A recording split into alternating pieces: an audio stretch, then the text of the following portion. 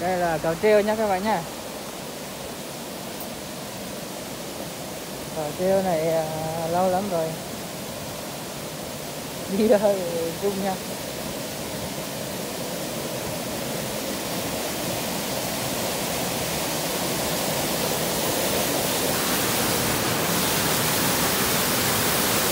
Có dòng cát rất là xiết nha các bạn.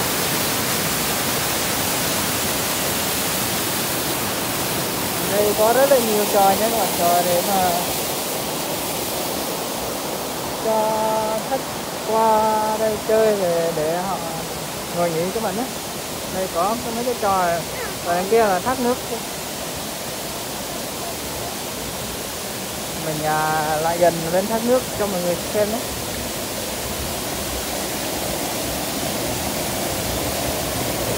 Đây có một cái thác nhỏ này.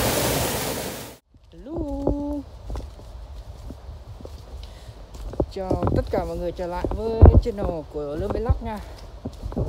Hôm nay mình đi chơi suối đá 2 nhá. Đây có bạn với tí cháu nữa, và còn hai người đằng sau nữa nhá, chưa tới. Bây giờ mình sẽ cho mọi người xem xung quanh đây nha. Đây, đằng trước kia là cháu mình đang chạy đi ra đằng trước rồi, thì cho mọi người xem xung quanh này nha. Đây,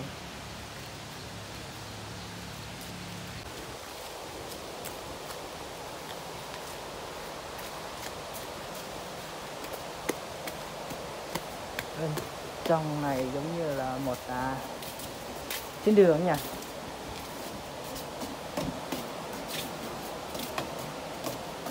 Mùa này thì mùa mưa nha các bạn, nên là ở đây nó hơi trơn nhá, ít người qua lại đây. Thế nên mình sẽ xuống dưới kia nha. Dưới kia thác đang chảy kìa. Rồi mình đi xuống nha. Rồi mình tiếp tục đi xuống dưới kia xem thác nước nhé.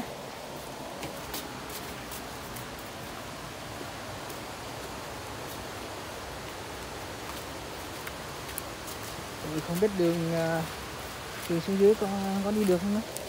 Tại vì hôm nay mưa nha các bạn, nên rất là trơn nha.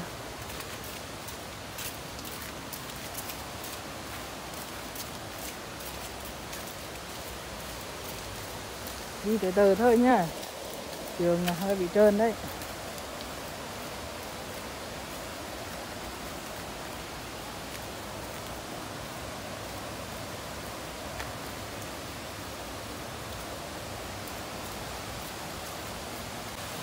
Dưới kia có thác nước kìa, bên kia cũng có nha các bạn. Thì mình đi tiếp nha.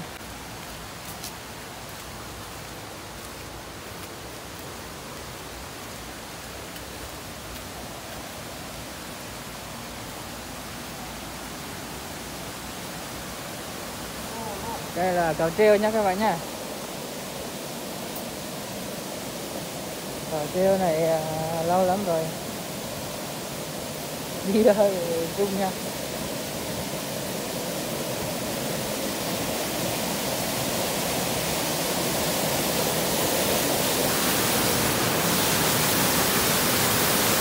Có dòng cát rất là xiết nha các bạn.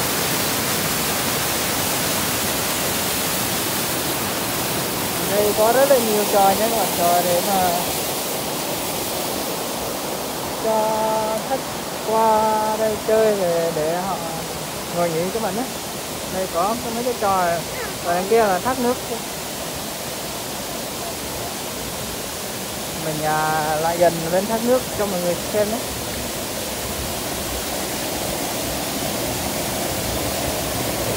Đây có một cái thác nhỏ này. Đây rồi các bạn ơi.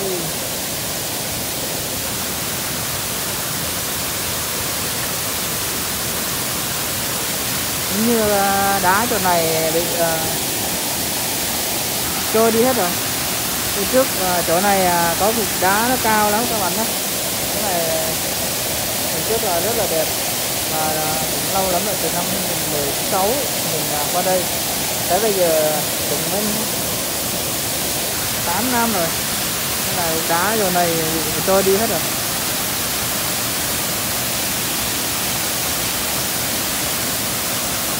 Xung quanh đây thì không có gì cả, chỉ có mấy cái trò ở đây, còn bên dưới kia nữa. Tí nữa mình đi xuống dưới kia nhé các bạn. Bây giờ mình quay lại cái dưới kia nha các bạn nhé. Mình sẽ đi review ở dưới kia nữa cho mọi người xem. Đây nha mọi người, đằng dưới kia là có rất nhiều cảnh đẹp nhé. Giờ thì mình sẽ đi xuống dưới đấy. Đi từ từ thôi nha.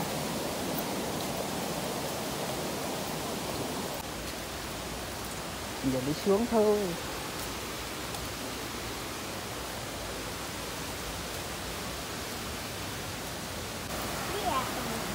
Dia nụ là.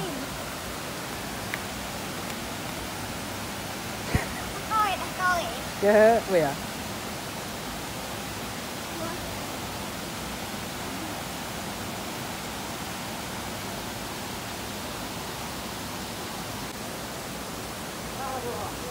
Nó nằm rep này nữa.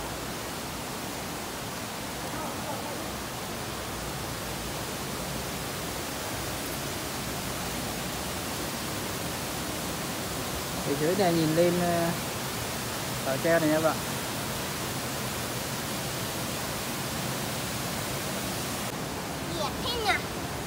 Đẹp không? Đẹp đúng không? Hiện tại thì hai cậu cháu mình ở dưới này, còn mấy anh em ở trên kia nha các bạn nhé. Anh em mình hai cậu cháu mình ở dưới này đi chơi, đi dạo ở dưới này thôi. Cho mọi người xem bên kia nha. Đó, rất là đẹp luôn mọi người. Sau mình đây cũng đẹp nhé, rất là tuyệt vời luôn. Đó. Thôi đi về thôi, đi về thôi. Bây giờ thì cháu mình lên trên kia để chuẩn bị đi về nha các bạn nhé.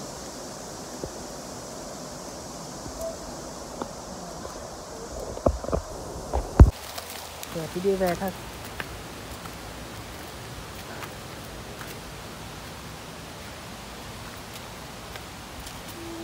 Chạy lên mới đi về. Đi về.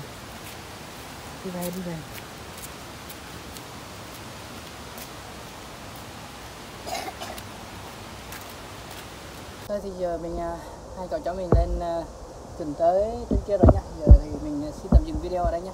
Cảm ơn các bạn đã xem video. Mình chúc tất cả mọi người thật nhiều niềm vui trong cuộc sống của mình.